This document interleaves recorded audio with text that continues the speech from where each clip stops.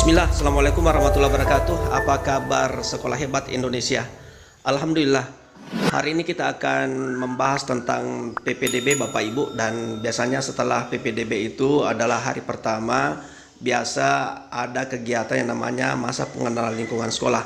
Dan berikut ini kami akan menyampaikan tentang aturan resmi dari Kementerian Ristek tentang masa pengenalan lingkungan sekolah tahun 2022. Adalah informasi masa pengenalan lingkungan sekolah yang diterbitkan oleh Kementerian Pendidikan, Kebudayaan, Riset, Teknologi. Dan kita lihat tentang apa sih tujuan dari MPLS tersebut. Jadi yang pertama itu tujuannya adalah tentu saja terkait dengan anak didik kita. Jadi MPLS itu adalah kegiatan diselenggarakan oleh sekolah dalam rangka memperkenalkan para peserta didik baru yang berhubungan dengan sekolah tersebut. Jadi bukan hanya sebatas murid saja dengan kakak kelas, namun juga komponen lainnya, misalnya pengenalan program, sarana prasarana sekolah, cara belajar, penanaman konsep pengenalan diri, pembinaan, dan seterusnya.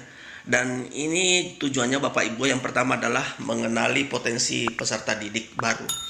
Jadi mudah-mudahan peserta didik baru itu bisa mengenal diri sekolah, itu bisa mengenal potensi dari peserta didik baru tersebut, kemudian membantu siswa baru beradaptasi dengan lingkungan sekolah dan sekitarnya, terutama aspek keamanannya bagaimana, fasilitas umum bagaimana, kemudian sarana prasarana sekolah. Kemudian MPLS bertujuan untuk menumbuhkan motivasi, semangat, cara belajar efektif bagi siswa baru. Lalu tentu saja ini perlu bagaimana sih interaksi positif antara siswa dengan warga sekolah lainnya. Interaksi positif itu artinya diberikan kepada anak didik kita yang baru itu adalah bagaimana mengembangkan perilaku kejujuran, kemandirian, sikap menghargai, menghormati, keanekaragaman, persatuan, kedisiplinan, hidup bersih dan sehat Bapak Ibu. Dan tentu saja ada nilai-nilai integritas, etos kerja, dan semangat gotong royong. Nah, materi-materinya ini Bapak Ibu ya. Jadi ini materi yang diberikan selama MPLS tersebut. Yang pertama adalah wawasan Wiyata Mandala, kemudian kegiatan kesiswaan, baik intrakurikuler seperti OSIS, ekstrakurikuler seperti keagamaan, kepramukaan, UKS, seni, olahraga, dan seterusnya. Lalu ada materi pendidikan karakter, terus ada cara belajar efektif, kemudian pengenalan budaya lokal. Kita lihat pelaksanaannya Bapak Ibu ya. Jadi pelaksanaannya itu dilaksanakan selama 3 hari pada minggu pertama awal tahun pelajaran di area sekolah dan di jam pelajaran. Jika dilaksanakan lebih dari 3 hari, maka pihak orang tua berhak mempertanyakan alasan dibalik keputusan tersebut. Pengecualian bagi sekolah berasrama dengan terlebih dahulu melaporkan kepada Dinas Pendidikan terkait Bapak Ibu. Lalu penyelenggaranya adalah siswa merupakan pengurus OSIS dengan jumlah paling banyak. Ini kita dengar paling banyak 2 orang per rombongan per kelas, dan mereka tidak memiliki kecenderungan sifat-sifat buruk atau riwayat sebagai perilaku tindak kekerasan. Jadi kalau ada 10 berarti kelas berarti ada 2 dari OSIS atau MPK yang memiliki watak yang bagus dari siswa tersebut. Kemudian jika sekolah belum memiliki pengurus OSIS, boleh dari siswa lainnya, dengan syarat siswa tidak memiliki kecenderungan sifat buruk dan riwayat sebagai pelaku tindak kekerasan Bapak Ibu. Kemudian ini silabusnya Bapak Ibu ya. Jadi silabus kegiatan MPLS baik wajib dan pilihan dibuat dengan mengintegrasikan. Nah ingat, mengintegrasikan kegiatan dan tujuan yang hendak dicapai. Setidaknya ada 5 tujuan dari kegiatan MPLS tersebut. Yang pertama, mengenali potensi peserta didik. Nah, kegiatan wajib misalnya mengisi formulir siswa baru dan kegiatan pengenalan kesiswaan. Kegiatan pilihan misalnya diskusi konseling, mengenali kegiatan ekstrakurikuler yang ada di sekolah, kemudian melibatkan siswa secara aktif dalam setiap diskusi. Kemudian tujuan yang kedua adalah tadi itu adalah membantu siswa baru beradaptasi dengan lingkungan sekolah. Kegiatan wajibnya adalah kegiatan pengenalan warga sekolah, kegiatan pengenalan visi, misi, program, kegiatan program, kemudian cara belajar, tata tertib sekolah, Lalu kegiatan pengenalan fasilitasi sarana prasarana sekolah dengan memegang prinsip persamaan hak seluruh siswa. Lalu kegiatan pilihannya misalnya ini Bapak Ibu, ada pengenalan tata cara, misalnya etika makan, tata cara penggunaan fasilitas toilet, tata cara berpakaian, kemudian mengajak siswa berkeliling ke seluruh area sekolah sambil menjelaskan setiap fasilitas.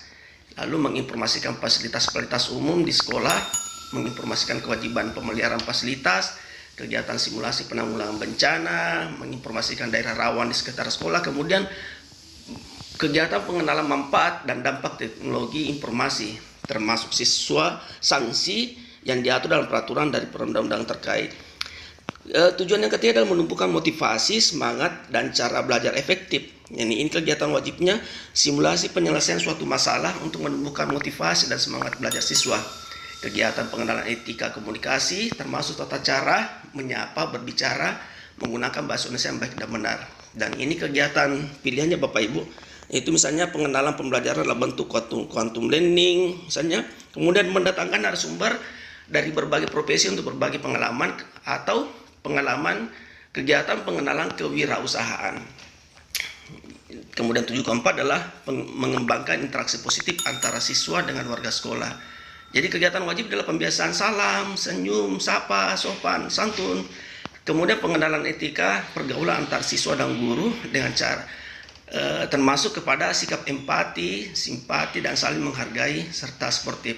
Ini kegiatan-kegiatan bisa lain yang dilakukan, misalnya kegiatan atraksi masing-masing kelas dalam perlombaan bidang kesenian, kemudian kegiatan menjalin keakraban Bapak Ibu.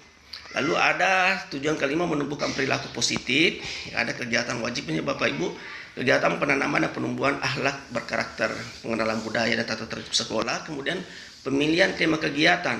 Nah, kemudian kegiatan pilihannya adalah beribadah bersama sesuai dengan agamanya, kemudian kegiatan kebanggaan terhadap keanekaragaman dan kerja bakti membersihkan lingkungan sekolah dan pengenalan tata cara membuang sampah sesuai dengan jenisnya.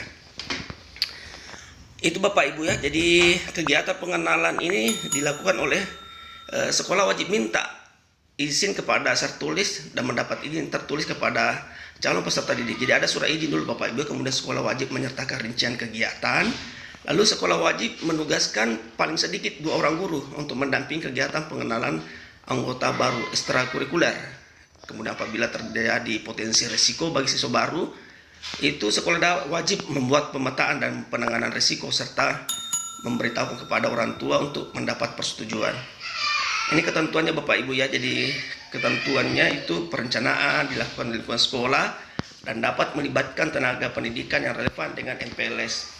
Nah, wajibnya itu wajib bersifat edukatif dan menggunakan seragam atribut resmi dari sekolah. Lalu larangannya adalah melibatkan siswa senior sebagai penyelenggara atau alumni. Lalu dilarang memberikan tugas baru maupun penggunaan atribut yang tidak relevan dengan aktivitas pembelajaran. Nah, ini dilarang bersifat perpeloncoan dan dilarang melakukan pungutan dalam bentuk biaya apapun.